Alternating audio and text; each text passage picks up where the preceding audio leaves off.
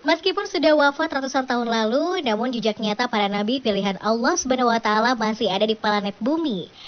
Jejak ini berupa peninggalan-peninggalan dari para nabi terdahulu yang berhasil ditemukan oleh para peneliti dan juga ilmuwan.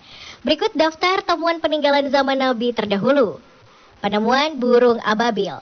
Belum lama ini ada sebuah berita di media sosial yang cukup mengejutkan publik dunia.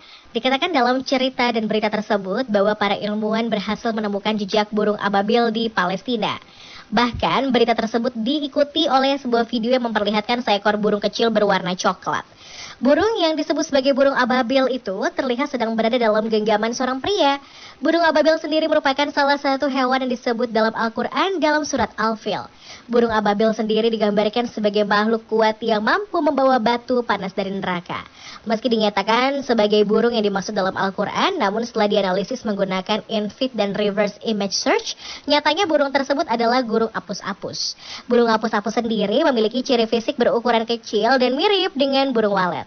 Oleh karena itu, kabar tentang ditemukannya burung ababil di Palestina dapat dipastikan bukanlah kabar yang benar atau disebut juga sebagai berita palsu. Penemuan batu sijil. Belum lama ini ada seorang pria dari Arab Saudi bernama Saleh Al-Musfar Gamdi yang mengaku telah menemukan batu sijil atau kerikil neraka. Dikatakan jika batu tersebut merupakan batu yang dibawa oleh pasukan burung ababil untuk mengusir pasukan gajah yang hendak menghancurkan Ka'bah ribuan tahun silam. Sang penemu mengatakan jika ia menemukan batu tersebut di perbatasan antara Saudi dan Yaman ketika sedang berburu hewan buas. Selain itu, Gamdi juga mengaku menemukan batu keras hitam kelabu itu di bagian selatan lembah Wadi Jar. Daerah tersebut dulu dikenal sebagai Green Wadi, yakni tempat Abraha dan tentara gajah tinggal selama jangka waktu tertentu sebelum menuju ke kota Mekah. Anggapan bahwa batu tersebut adalah batu yang dibawa oleh burung ababil untuk mengusir para pasukan gajah diperjelas yang memperlihatkan gambar mirip burung dan gajah. Bahkan hal ini diyakini sama persis seperti yang dituliskan dalam surat Al-Fil mengenai kisah pasukan gajah dan burung ababil. Sementara dalam surah Al-Fil diterangkan Allah Subhanahu wa taala mengirim burung ababil untuk melemparkan batu sijil atau kerikil neraka untuk menghancurkan bala tentara yang dipimpin oleh panglima perang Yaman, Abraha, sebelum munculnya Islam untuk menghancurkan Ka'bah di Mekah. Dikatakan jika sang penemu batu itu mengaku jika batu miliknya tersebut pernah diminta oleh seseorang kerabatnya di Mesir yang bekerja di bidang arkeologi. Setelah diteliti diperkirakan oleh para ahli jika batu yang ditemukan oleh pria Arab ini berumur 1442 tahun.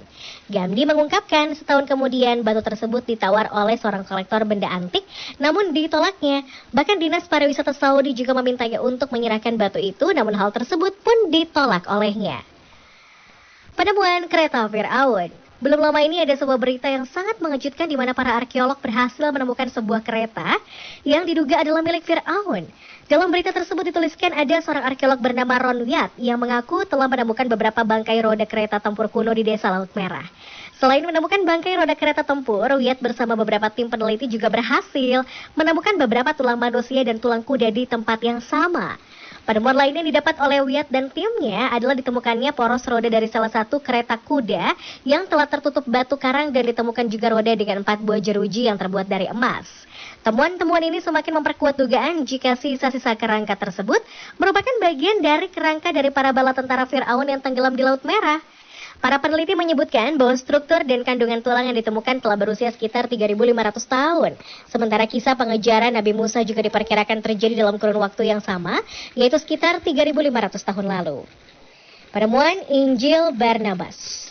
Beberapa waktu lalu ada sebuah kabar di Turki yang menyebutkan jika ada Injil yang ditulis langsung oleh murid Nabi Isa atau Yesus, yaitu Barnabas. Kabar ini tentu saja langsung membuat orang di seluruh dunia berbondong-bondong menuju Turki untuk melihat keaslian dari kabar tersebut. Oleh karena itu, pemerintah Turki membatasi akses orang terhadap kitab umat Kristen tersebut, dan hanya segelintir orang yang bisa melihatnya secara langsung. Dalam hal ini, Dinas Intelijen Turki pun ikut terlibat dan mereka mengawasi siapa-siapa yang bisa mengakses kitab dan memantau perkembangan penerjemahannya. Namun setelah beberapa lama, akhirnya kitab misterius itu pun muncul di berbagai media internasional dengan nama Injil Barnabas. Dikatakan jika Injil ini ditulis di atas kulit hewan yang berwarna coklat kehitaman yang berusia sekitar 1.500 tahun Masehi. Selain itu penulisnya juga menggunakan tinta dari emas dan bahasa Aramaik, yakni bahasa yang diperkirakan merupakan bahasa dari Ibu Yesus Kristus. Otoritas Turki akhirnya memindahkan kitab tersebut dari brankas ke Museum Etnografi di Ankara. Dalam hal ini Menteri Kebudayaan dan Pariwisata Turki mengatakan jika Injil Barnabas lebih sejalan dengan ajaran Islam ketimbang 4 Injil lainnya, yaitu Matius, Markus, Lukas, dan Yohanes. Tentang tokoh Yesus Kristus sendiri, di dalam Injil ini digambarkan sebagai manusia biasa, bukan Tuhan. Selain itu, ia juga menambahkan jika tokoh Yesus dalam Injil ini juga menyangkal kalau ia seorang Mesias atau Juru Selamat, dan justru mengatakan jika Juru Selamat itu datang dari keturunan Nabi Ismail, yakni dari bangsa Arab. Meski begitu, kitab Injil ini sangat diminati oleh pihak Vatikan dan meminta salinannya. Namun, Kedutaan Besar Vatikan di Turki membantah pernyataan tersebut maupun laporan media lokal yang memberitakan permintaan itu. Menanggapi hal ini, perdebatan antara pakar di Turki pun menyeruak soal Injil. Salah satu pakar teologi mengatakan butuh penelitian lebih lanjut untuk membongkar rahasia Injil Barnabas ini.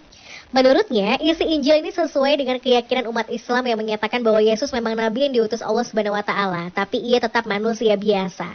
Selain itu, Injil ini juga menolak konsep Trinitas dan peristiwa penyaliban Yesus di Bukit Golgota. Namun, seorang pendeta Kristen Protestan meragukan keabsahan Injil ini dengan alasan yang cukup kuat. Pertama, memang benar ada murid Yesus bernama Barnabas yang hidup semasa dengan Yesus, yang berarti Barnabas hidup sekitar tahun 1 Masehi. Pendapat kedua mengatakan jika Injil Barnabas diperkirakan dibuat pada 500 Masehi atau 600 Masehi. Dengan demikian, tidak mungkin Injil milik pemerintah Turki itu ditulis oleh Barnabas dan hanya ditulis oleh murid Barnabas. Dikatakan jika dinas intelijen Turki sangat tertarik pada Injil ini, dan mereka menugaskan seorang pakar bahasa Aramaik untuk menerjemahkan sejumlah bagian Injil ini dalam pengawasan ketat. Namun sang pakar bahasa Aramaik mengungkapkan kepada wartawan jika ia telah menerjemahkan Injil tersebut sehingga militer dan intelijen Turki menghentikan proyek penerjemahannya. Penemuan ikan nun. Belum lama ini ada sebuah foto di media sosial yang menyebutkan jika Google berhasil menemukan spesies ikan yang telah menelan Nabi Yunus alaihissalam, yaitu ikan nun. Menurut laporan, ikan tersebut ditemukan oleh Google Earth di perairan Meksiko. Meskipun hingga kini ikan nun diyakini masih hidup hingga sekarang seperti yang tertulis dalam Al-Quran, namun keberadaan tak diketahui. Saat itu pengguna Google Earth dibuat ketakutan setelah menemukan apa yang tampak seperti seekor paus sangat panjang dan sangat besar dalam citra satelit di lepas pantai California. Makhluk tersebut terlihat di dekat Rocky Point, California di pantai barat Amerika Serikat. Diperkirakan makhluk laut tersebut memiliki tinggi sekitar 10 meter, melebihi ukuran paus dewasa.